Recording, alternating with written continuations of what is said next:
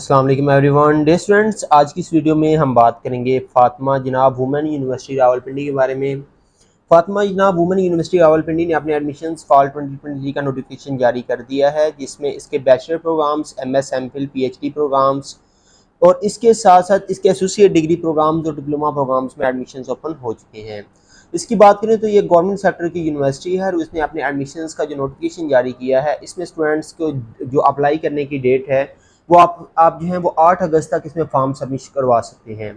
अगर हम बात करें इसमें ऑफर होने वाले प्रोग्राम्स की, तो सबसे पहले हमारे पास बैचलर प्रोग्राम्स है, जिसमें anthropology, behavioural sciences, bio informatics, biotechnology, business administration, chemistry, commerce, BS mass communication.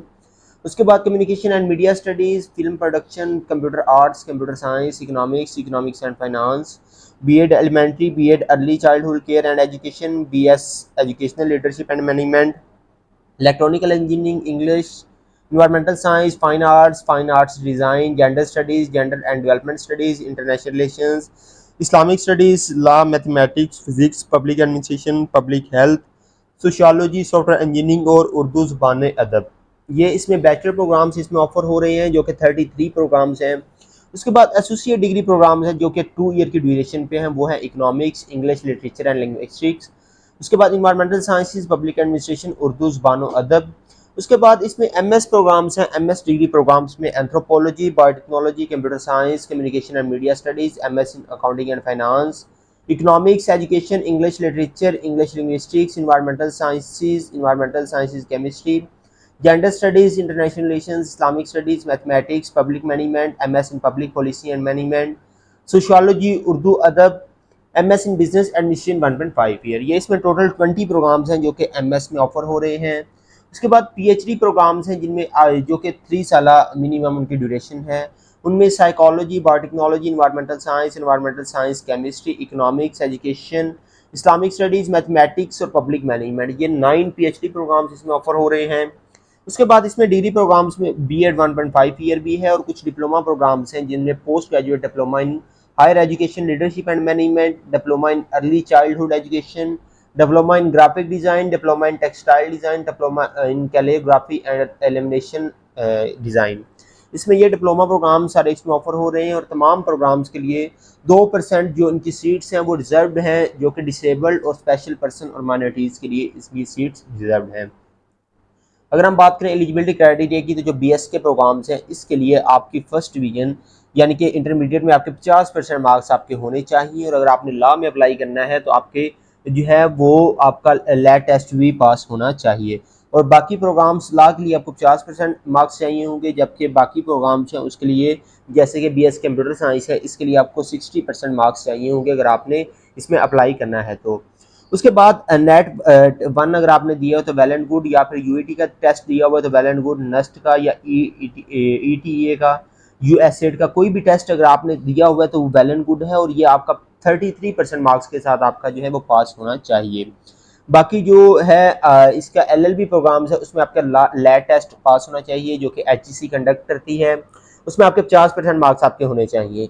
जबकि जो है वो बैचलर प्रोग्राम्स के बाकी जितने प्रोग्राम्स हैं उनके लिए टेस्ट इनका लाजमी नहीं है।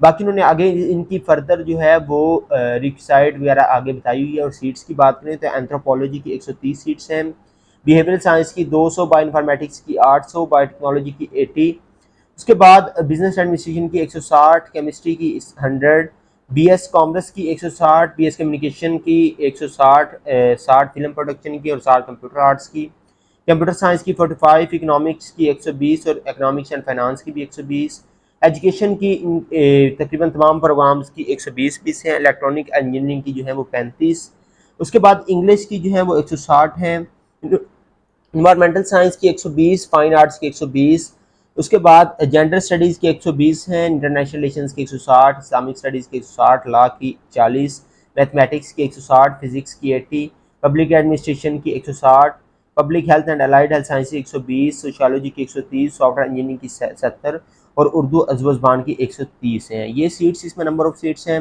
उसके बाद इनके जो बाकी प्रोग्राम्स हैं उसके अगर हम एलिजिबिलिटी क्राइटेरिया की बात करें तो इसका जो एमएस एमफिल प्रोग्राम्स है इसके लिए आपका मिनिमम 2.5 सीजीपीए आपका होना लाजमी है और तब आप इसमें जो है वो अप्लाई कर सकते हैं। आगे फर्दर पीएचडी प्रोग्राम्स के लिए आपका जो है वो 3 सीजीपी आपका होना लाजमी है 4 में से, और आपका 5 है तो इसमें आपका 3.75 सीजीपी आपका होना चाहिए।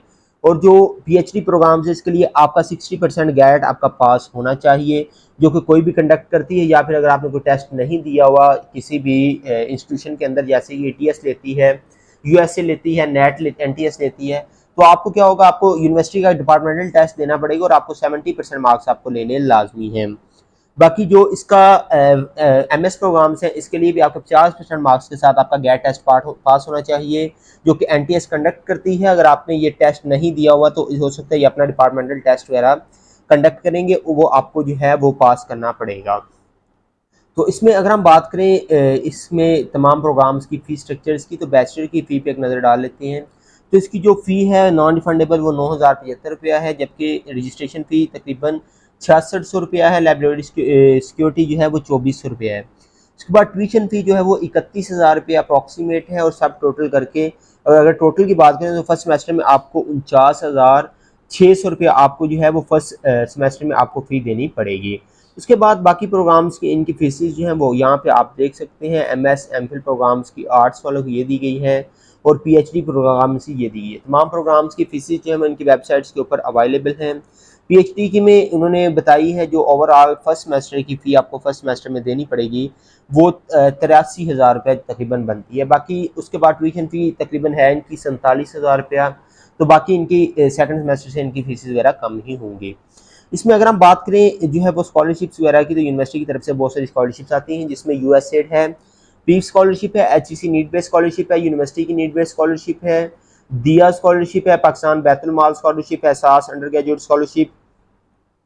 Scholarship for student of Gilgit Baltistan, तबीर स्कॉलरशिप। ये स्कॉलरशिप्स इसमें ऑफर की जाती हैं मुख्तलिफ स्टूडेंट्स को, और आप यूनिवर्सिटी की भी नीड बेस्ड स्कॉलरशिप्स भी ले सकते हैं।